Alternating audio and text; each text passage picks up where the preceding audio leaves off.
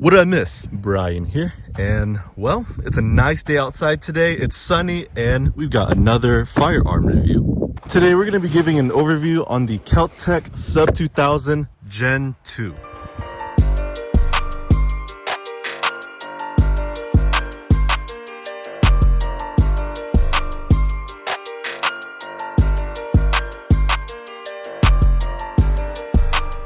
It's starting to get a little windy. I'm going to set this mag down for now. But before we get into it, we always want to make sure that the firearm is fully unloaded. Chamber is empty and there's no mag.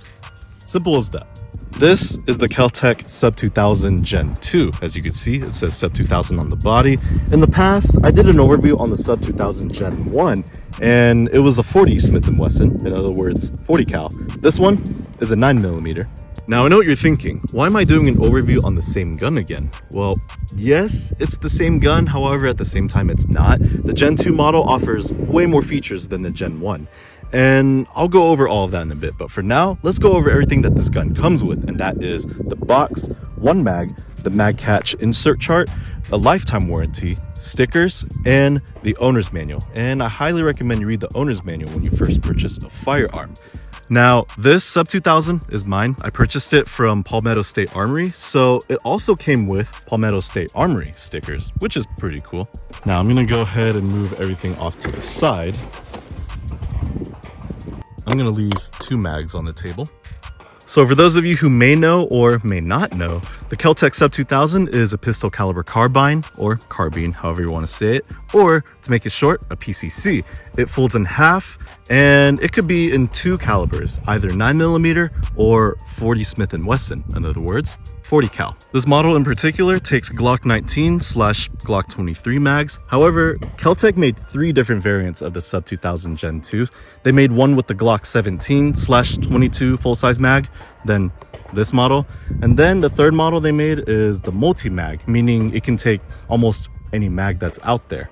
It will take Canic mags, SIG mags, S&W mags, Beretta mags, you name it, the list is there.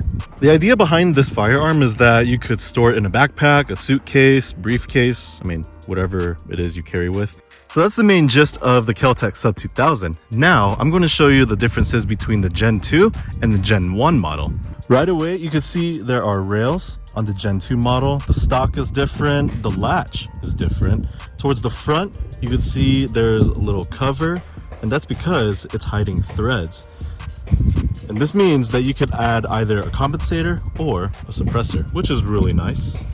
And they textured the plastic differently on the grip, on the stock, as well as on the handguard. They gave it a alligator texture, which, it's all right. Some people like it, some people don't.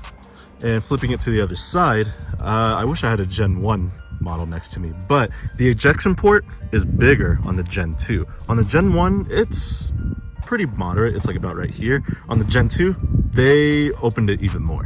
You look on this side, it says Sub2000, Keltec, G19/23 mag, and then you got Keltec on the stock.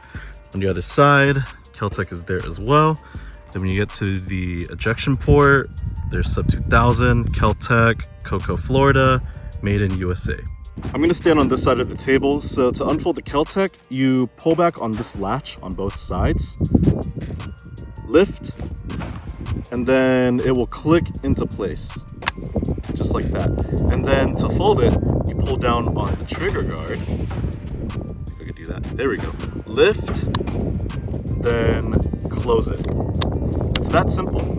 One thing to mention is that traditionally with most firearms, after you fire the last round, the bolt or the slide will lock back. However, with this one, it does not do that. After it fires the last round, it will just click. So the only way to lock it back is to pull this charging handle and lock it into that opening at the top. And I will demonstrate it. Just like that. It's similar to an MP5, and when I pull it back, it exposes the ejection port. And a lot of people like to do this. You could literally slap the charging handle just like that. So the reason why I got this Keltec Sub2000 Gen 2 is, well, actually for many reasons. For one, there was a hot deal on this model in particular. It was going for $379.99, while all the other models were in the $420, $430, even up to $460. When I saw the price of this model, I did not hesitate. I just went for it. Second reason is because after I did an overview on the Gen 1 model, I got hooked to the concept of it and how it folds. I knew that with the Gen 1 model, I could not add any attachments, and the Gen 2 model comes with the rails, which is really nice. And reason number 3, it takes Glock mags.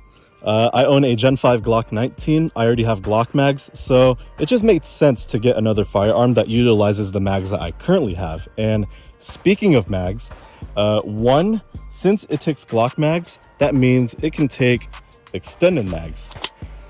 Just like that. Looks a little ridiculous, but just know that it works. And second, let's talk about the mag that it came with. So the mag it came with is actually not a Glock mag. It's a P mag, and if you ask me, this is kind of a letdown. I've never used a P mag, so I can't really say much. However, I don't know if I could trust my life with it. I would much rather use an OEM Glock mag in this firearm than to use a P mag, but that's just me. Looking down the sights, you can see that is the rear sight, which is just a little hole. And then that is the front sight. And this is one thing I forgot to mention in the beginning that's different about the Gen 2 compared to the Gen 1. The Gen 1 Sub2000 is a circle with a fiber optic strip in the middle. This one is a U-shape with a little rod sticking out. So there's some things I like about this Keltec Sub2000. One, it's lightweight, mainly because the majority of the firearm is plastic. You could also fold it. And third, you can add upgrades. Now, not just the normal attachments like the optics, foregrips, suppressor, or compensator. You could also add internal upgrades as well. There's plenty of aftermarket upgrades for this firearm. Now, along with things I like, there are also some things I don't really like about this firearm. And one of them being the plastic. The quality on this plastic feels pretty cheap, and the Gen 1 model feels a lot sturdier than this. But that's just me. That's how I feel about it. I would have to have a Gen 1 model right beside me to do a direct comparison. But that's how I feel about this plastic. But it is what it is. Second thing is the rails. They don't provide a lot of rail space to add attachments. And I'm going to open it. There we go. So they don't provide a lot of rail space. It stops about right there. And then I understand they have to account for towards the back here on the tubing and on the body, but I feel like they could have revised it a little bit, made it a little more flat so that they could provide more rail space. Because I've seen it on the internet, if you were to add an optic, the optic would be about right here, and that's kind of far. You have to look really close into it, or you just have to have a bigger optic so it's much easier to see. I would much rather have the rails sit more closer to the back half of the body, about right here. Now they do make this separate attachment that bolts onto these bolts on the side here to where you can mount an optic right there. Third thing, and I mentioned this earlier, the fact that it came with a P mag is a letdown. I really wish it came with a Glock mag, but it is what it is. I'll probably just save this for another range day rather than use it for everyday carry. But other than that, this firearm is nice. You can fold it, store it almost anywhere. There's plenty of room for upgrades, and for the price I got it, I honestly can't really complain. So enough about all that. Let's see how this firearm performs down the range. Alright, so there's quite a bit to say when it comes to shooting this Keltec. Starting off, the recoil is not that bad. It's pretty moderate for a 9mm. It's not enough for you to have to readjust after every shot, but it is enough for you to notice that it has some kick. Other than that, it's pretty manageable. As for the accuracy, really good. Not really much else I could say other than I tested this Sub2000 at various distances, ranging from 7 yards to 20 yards, and I was able to hit my target with no issue. For the durability and the quality of this firearm, even though the plastic feels cheaper, it's not the same like the Gen 1 model, it's still holding up pretty nicely. Though, I've seen pictures online of some Sub2000s where the bodies are either broken or even blown up. I'm confident that's not going to happen to me, but I'm keeping the lifetime warranty in mind in case if it does. Now, here are some things that need to be addressed about this Gen 2 Sub2000. Starting off, after a certain amount of time, the stock starts to dig into your shoulder and it can get uncomfortable. I ended up getting one of those rubber pads that fits onto the stock because my shoulder would hurt after some time. The rubber pad actually helps me control the firearm better, and it helps soften the recoil a little bit. Another thing is that to look down the sights, you have to rest your face onto the bolt tube, and when you're firing, that bolt inside is constantly moving. That can get uncomfortable and even hurt your face, and it starts to feel like the bolt is slamming into your face. Luckily, there's a company out there called M-Carbo that makes this sleeve that goes over the bolt tube. That way when you rest your face on it, it feels a little more comfortable and doesn't hurt as much. And just to throw this out there, it's best to have earplugs when you're firing the Sub2000 rather than having the over-the-ear protection. Reason being is the over-the-ear protection prevents you from looking down the sights and getting an accurate shot. The earplugs, they make it easier for you to look down the sights. The break-in process was pretty easy. Now, I didn't break it in properly. Generally, when you have a brand new firearm, you want to use heavier bullets to fully break it in. For example, for a 9mm, you want to use either 124 grain or even 147 grain rounds to break in a firearm, whether it's a rifle or a handgun.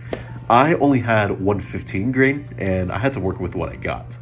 I had a few jams here and there, but those jams went away pretty quickly and the Sub2000 ran flawlessly ever since.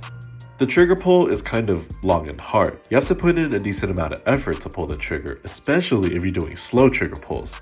The trigger pull weight on the Sub2000 is 10 pounds, which is a lot. Now, M-Carbo sells parts to where you can upgrade the trigger pull and drop it down from 10 pounds to 5 pounds, and even upgrade the trigger itself. I might keep it stock for a bit, but eventually I may go that route and upgrade the trigger. And lastly, the sights. Completely doable, they work just as long as you can see through them. I was able to hit my targets with the stock sights, but seeing that this is a Gen 2 Sub2000, I can add a red dot to it, and that in itself is a no-brainer. This thing is going to have a red dot. But other than that, this Gen 2 Sub2000 performs great. It has a unique design to it, it can fold, and it feels pretty similar to the Gen 1 model I did a review on a while back. And to demonstrate for the viewers out there, I tested multiple mags with this firearm, starting off with the P-Mag that it came with, the Glock 19 mag, the Glock 17 mag, the 33 round extended mag, and lastly the ETS 40 round mag. I kind of wish I had a drum bag just so I could see how ridiculous this would look. And so that is it for this video. This concludes the overview of the Keltec Sub2000 Gen 2 in 9mm. If you're subscribed, thanks. If you're not, thanks for taking the time to watch this video. Take care, everyone. I will catch you on the flip side.